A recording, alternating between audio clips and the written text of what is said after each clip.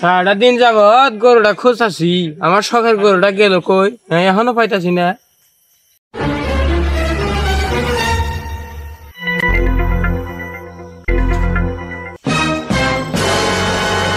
এই বাইস্তে খাইর।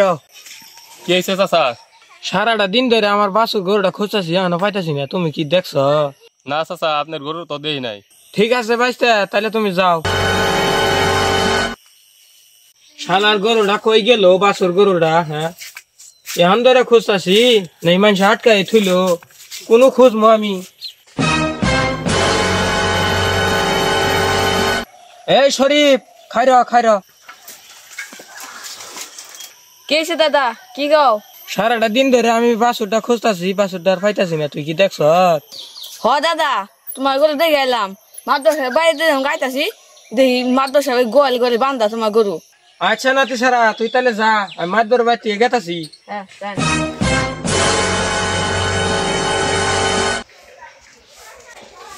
মাদর সাহেব বাড়িতে শুন, এলা বাইরিনছে। কেডা রে? বাড়ি ভিতরে হই। মাদর সাহেব, আপনার আজকাল কেন কবে হবো? কে কি হইছে? আমার বাসুরটা আপনি বাইনা থুইছুন। আমি আজকে কামলা দেখাই নাই, আজকে সারাটা দিন গেল বাসুর খুঁজতে খুঁজতে, আপনি বলে বাইনা থুইছুন। কি কস? ওটা তোর বাসুর? ওটা তো আমার বাসুর। ওটা আমার বল, তোর পেট থেকে বাসুরটা বিয়েছে। তোর এই খবরটা কাটা দিল, ওটা ডাইকে নিয়া। আর তোর এত বড় সাহস, তুই আমার ধমক দে কথা কস? তুই আমারই সামনে আমার বাড়িতে হেরে ফাইজলামি করস? এদিকে যা, নইলে কিন্তু তোর কানের মধ্যে কামার কান ছিঁড়ে হালাম। আচ্ছা ঠিক আছে, গরু যদি আমারও, তাহলে আনে বাইর থেকে গরু নিয়ে যাই। এই খাইর এসে না, তোর ঘাস নিয়ে যা। ঘাস নিয়ে গেলাম আমি, আনের বাইর থেকে আমি গরু নিয়ে যাবো। যা যা দেহির, তুই আমার গরু তুই কিভাবে নেস? আমার বল তোর পেট থেকে বাসুর হয়েছে, তুই কিভাবে নেস? তুই তোর কোন দাদা আছে ডাইকে নিয়ে আইস, যা।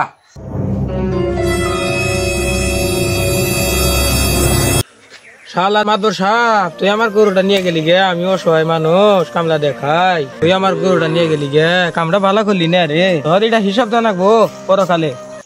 এই জীবন খাইর। হ্যাঁ ক। মনে হয় তোর মন খারাপ করে কই যাস?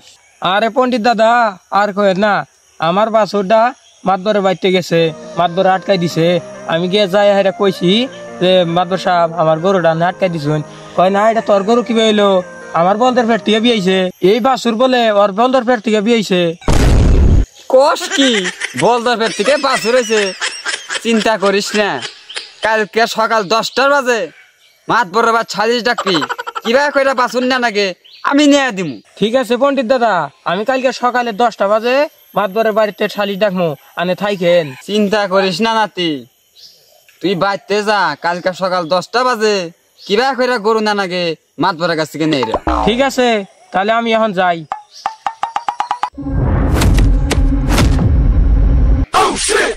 আমি এত বড় একটা মাতবার মানুষ, আর তুই সামান্য একটা কামলা হয়ে তুই আমার বিরুদ্ধে সালিশ ডাকস? হ্যাঁ, তোর এত বড় ক্ষমতা। আর তোর পণ্ডিত কো? তোর পণ্ডিতে বলে এই সালিশে থাকে, তোর পণ্ডিতের ডাক দিয়ে আমার সালিশে কিটা করতে পারে তোর পণ্ডিত? মাতবর সাহেব 2 মিনিট সবুর করুন, আমার পণ্ডিতে আবো কথা দিছে আমারে। 10টার সময় সালিশ বওয়ার কথা ছিল, এখন 10টা 15 বাজে।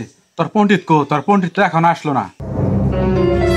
আসসালামু আলাইকুম। ওয়ালাইকুম আসসালাম পণ্ডিত মশাই, বসেন বসেন বসেন। ওয়ালাইকুম আসসালাম।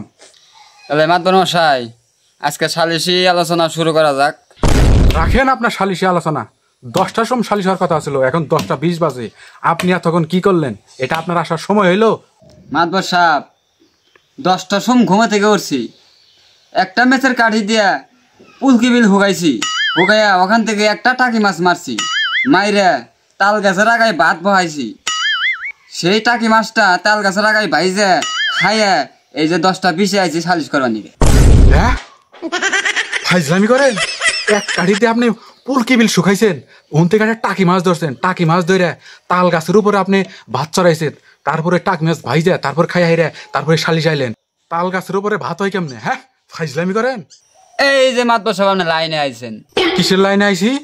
একটা মেচের কাঠি দিয়া বিল যদি না শুকায়, তাল গাছের আগায় ভাত বহাইলে ভাত যদি না হয়, তাল গাছের আগায় টাকি মাছ যদি ভাজা না হয়, এগুলো যদি অসম্ভব কাজ হয়, তাহলে আমার সার্কিটের বাছুর আপনার বলদর পেট থেকে কিভাবে হয়? এটা কি অসম্ভব না? হ হ পন্ডিত সাহেবের কথা ঠিক আছে।